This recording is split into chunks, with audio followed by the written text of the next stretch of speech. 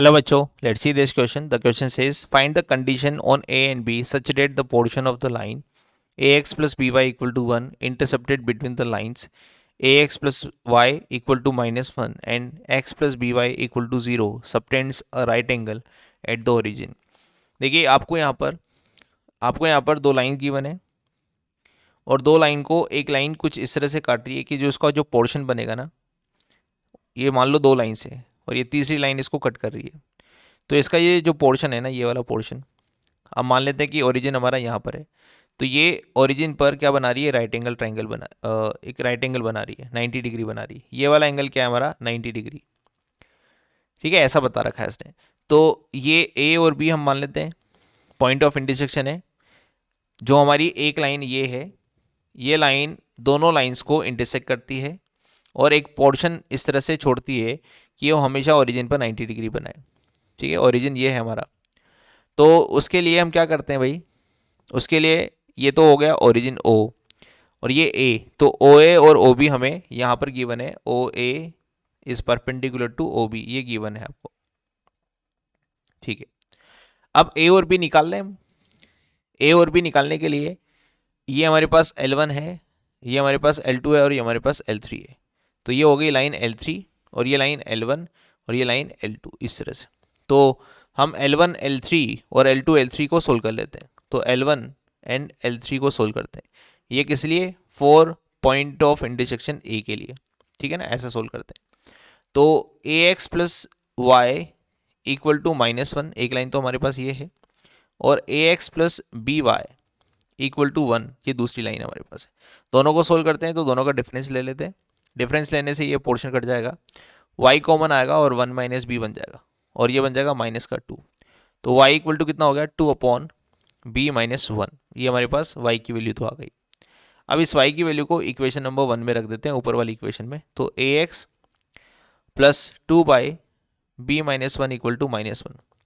तो A x equal to कितना आ जाएगा, -1 -2 टाइम ऑफ बी -1। इसका एलसीएम लेंगे तो -b+1 -2 डिवाइड बाय b-1, ये ए एक्स की वैल्यू आ गई। तो यहाँ से फाइनली मैं x की वैल्यू निकाल सकता हूँ। तो x इक्वल टू कितना आ गया, x इक्वल टू आ गया हमारे पास b+1 अपॉन b-1 का नेगेटिव, सॉरी ऊपर से हमने -1 कॉमन लिया, 1 -2 जो -1 बना, तो यहाँ पर मैंने नेगेटिव इस तरह से बाहर निकाल लिया। और x का मल्टीपल a है, इसको मैंने नीचे ऐसे डिवाइड कर दिया। तो मैं x इक्वल टू क्या बोल सकता हूँ, -1 upon a time of b+1 upon b-1। तो ये पॉइंट ऑफ इंटरसेक्शन a आ गया है। तो इसको मैं दोबारा लिख देता हूँ, -1 upon a time of b+1 upon b-1 comma और 2 बाई b-1, ये हमारे पास पॉइंट ऑफ इंटरसेक्शन a आ गया। नाउ L2 एंड L3 को सोल्व करते हैं, और ये किस लिए, फॉर b के लिए ऐसा करते हैं। तो L2 हमारे पास है x plus B Y equal to 0 और A X plus B Y equal to 1, दोनों को सोल्व करते हैं।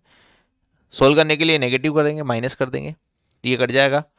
x कॉमन लेंगे, 1 माइनस ए इक्वल टू -1। तो x इक्वल टू कितना हो जाएगा, 1 अपॉन ए -1, ये x इक्वल टू आ जाएगा। नाउ इस x की वैल्यू को हम किसी एक इक्वेशन में रख देते हैं, जैसे कि इस वाली इक्वेशन में रख देते हैं। तो क्या आएगा, 1 upon A -1 plus B Y equal to 0। ठीक है, तो यहाँ से हमारे पास क्या आ जाएगा, B Y equal to -1 upon ए -1 और y इक्वल टू आ जाएगा -1 upon B upon multiply with a upon 1 upon ए -1। ये हमारे पास y की वैल्यू आ जाएगी। तो b कोऑर्डिनेट क्या बना, b कोऑर्डिनेट बना 1 अपॉन ए -1 कॉमा -1 अपॉन बी ए -1। इस तरह का हमारा b कोऑर्डिनेट बन गया। अब हमें क्या निकालना है, हमें पता है कि ओ ए परपेंडिकुलर है ओ बी के। इसका मतलब दो लाइन अगर परपेंडिकुलर हो जाए तो उनका स्लोप का प्रोडक्ट कितना आता है, -1 के बराबर आता है। ऐसा मैं यूज़ कर सकता हूँ। नाउ स्लोप ऑफ ओ ए, जिसको मैं m1 बोल रहा हूँ, वो कैसे दिया जाएगा, y2 minus y1 upon x2 minus x1 से दिया जाएगा। तो y2 क्या है, y2 हमारे पास है ए कोऑर्डिनेट, ये है ना, इसका y2 कितना है, 2 अपॉन b-1 माइनस हमारे पास ओरिजिन का y1 कितना है, 0 डिवाइडेड बाय x कोऑर्डिनेट, तो वो कितना है हमारे पास, वो हमारे पास है b+1 upon a time of 1 minus b, है ना, मैंने माइनस को अंदर मल्टीप्लाई कर दिया और माइनस 0, ये हमारा m1 आ गया। नाउ सिमिलरली m2 भी निकाल लेते हैं। तो m2 निकालने के लिए b की नीड होगी, है ना, OB से निकलेगा ना m2, तो b हमारे पास ये है, तो y2 कितना हो जाएगा, इसको भी लिख देता हूँ 1/a-1 time of b minus 0, ये हमारा y2 हो गया, माइनस y1 और अपॉन x2 माइनस x1, तो x2 कितना है, ये है, और माइनस 0, इस तरह से। देखिए यहाँ पर अगर मैं इस माइनस को अंदर मल्टीप्लाई कर रहा हूँ b में, तो 1 माइनस ए आ जाएगा, थोड़ी सी यहाँ पर 1 माइनस ए कर देते हैं इसको, इस वाले पोर्शन को हम 1 माइनस ए कर देते हैं, क्योंकि हमने माइनस यहाँ से ऊपर से गायब कर दिया और इस नीचे वाले को मल्टीप्लाई कर दिया इस तरह से। तो यहाँ पर लिख देता हूँ मैं 1 माइनस ए, इस तरह से। तो हमारे पास m2 भी आ गया भाई। अब कंडीशन क्या यूज़ करनी है, बेसिकली हमें कंडीशन यूज़ करनी है m1 m2 इक्वल टू -1, ये वाली। तो यूज़ करते हैं m1 m2 इक्वल टू -1, जिससे मुझे a और b में रिलेशन हो सकता है आ जाए।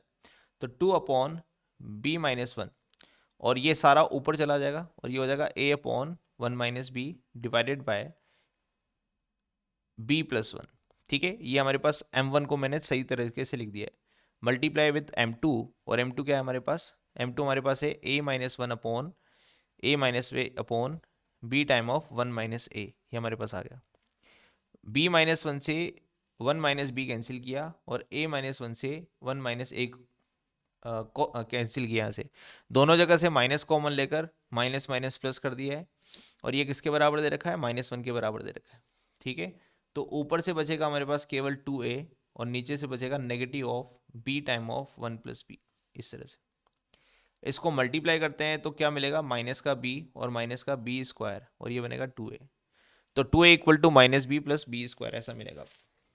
इसको अरेंज करते हैं तो b² + b + 2a equal to 0, ये हमारी required condition of a and b है। ठीक है, या relation between a and b है। तो अगर हम दो लाइन को किसी लाइन से कैंसिल या इंटरसेक्ट करवाते हैं और उस पॉइंट ऑफ इंटरसेक्शन से ओरिजिन पर 90 डिग्री सबटेंड कराते हैं, तो यहाँ पर इस तरह की लाइंस के लिए जो a और b में रिलेशन आएगा वो आएगा b² + b + 2a equal to 0। This is our final answer. Hope you understand this. Best of luck.